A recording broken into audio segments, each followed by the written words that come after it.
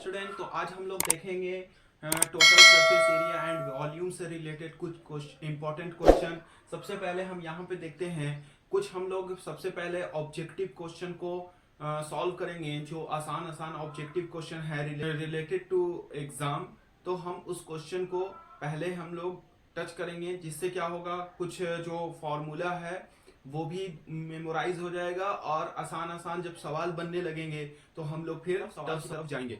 तो यहाँ पर देखते हैं कि यहाँ पे कुछ ऑब्जेक्टिव क्वेश्चन को हम लोग यहाँ पे बनाएंगे।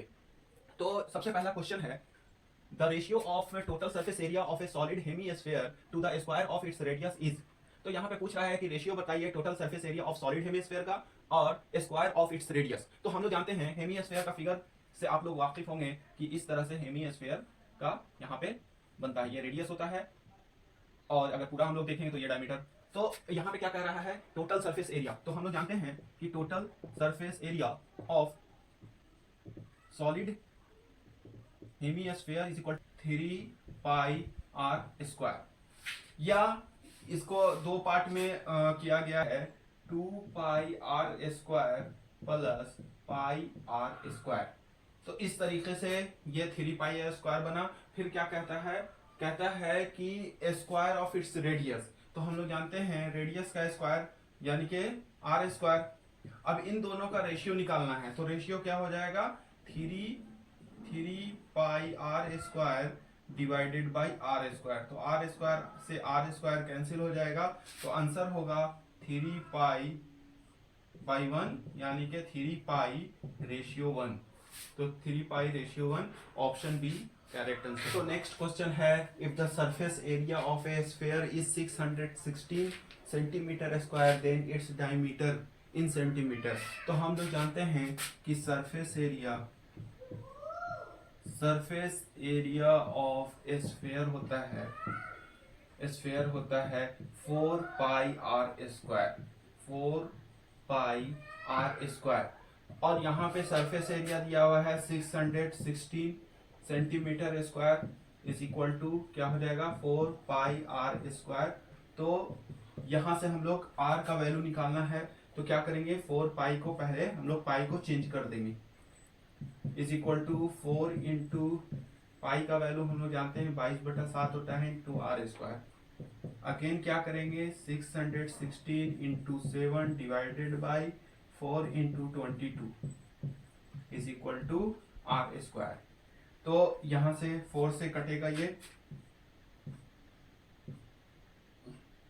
4 वजह 4, 4 5 जा 20 और 4 4 जा 16, और ये 22 से डायरेक्ट कट जाएगा 7 बार में, यानी कि 7 7 जा 49 इज इक्वल टू r²। तो r का वैल्यू आ गया 7 सेंटीमीटर। ठीक है, r का वैल्यू आ गया 7 सेंटीमीटर। तो पूछ क्या रहा है कि इसका डायमीटर बताइए। तो डायमीटर बराबर क्या हो जाएगा, डायमीटर बराबर 2 इंटू रेडियस। तो 2 इंटू रेडियस 7 आया है, यानी कि कितना हो जाएगा, 14। तो यहाँ पे राइट आंसर हो जाएगा 14। ठीक है, नेक्स्ट क्वेश्चन देखते हैं। The volume of cube is 1728 centimetre cube, the length of its edge is. तो यहाँ पे दिया हुआ है वॉल्यूम ऑफ क्यूब। तो volume of cube is equal to 1728 centimetre cube. और हम लोग जानते हैं कि वॉल्यूम ऑफ क्यूब क्या होता है, ए का होल क्यूब यानी कि साइड का whole cube is equal to 1728। तो ए इज इक्वल टू क्या होगा, इसका क्यूब रूट हो जाएगा 1728। तो यानी कि ए का वैल्यू हम लोग को निकल जाएगा, प्राइम फैक्टराइजेशन से हम लोग इसको निकाल सकते हैं कि ये किसका रूट है। तो आखिर में 8 है, यानी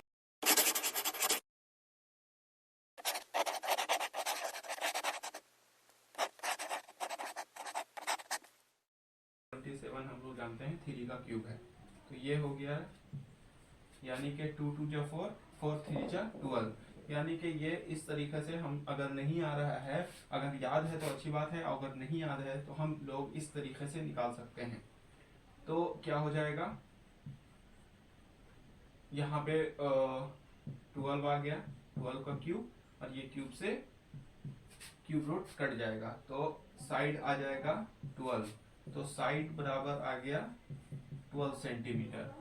तो यहाँ पे ऑप्शन बी इसका सही आंसर होगा, option B. Question related to cylinder है, जहाँ पे कहा गया है क्वेश्चन में the radii of two cylinders are 2:3 and their heights are in the ratio 5:3, the ratio of their volume is. तो इसका वॉल्यूम का रेशियो पूछ रहा है। यहाँ पे ऑप्शन ए में दिया हुआ है 27:22, 20:27, 9:4 एंड 4:9। तो यहाँ पे मैं बताना चाहूँगा, अगर आपको आ रहा है तो वीडियो को पॉज करके और आप बना करके चेक कर सकते हैं मेरे आंसर के साथ मैच कर रहा है या नहीं। तो यहाँ पे हम लोग आगे चलते हैं। यहाँ पे क्या कह रहा है कि दो सिलेंडर की बात कर रहा है। मान लिया कि ये सिलेंडर 1 है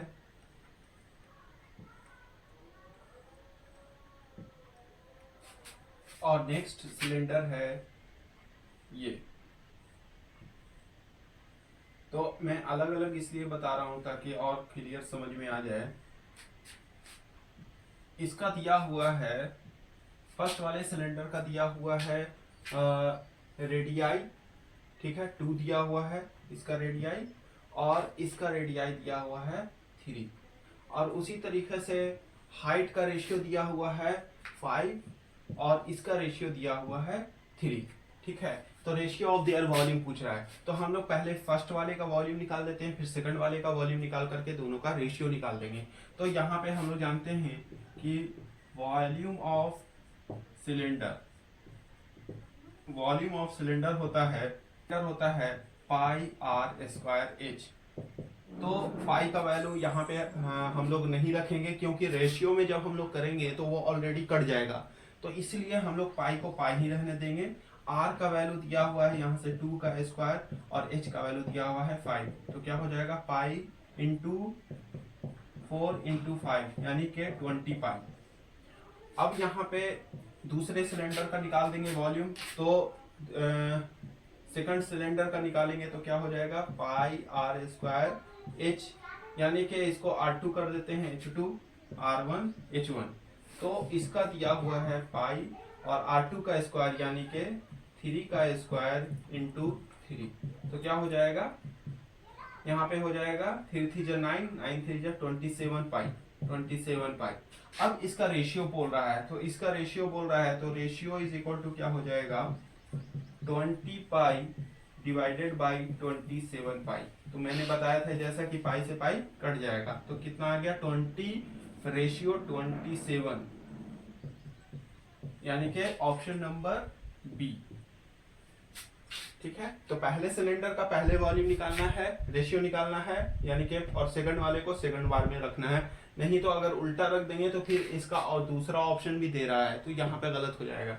इसलिए 20 ratio 27 is the right answer होगा, ठीक है। Thank you.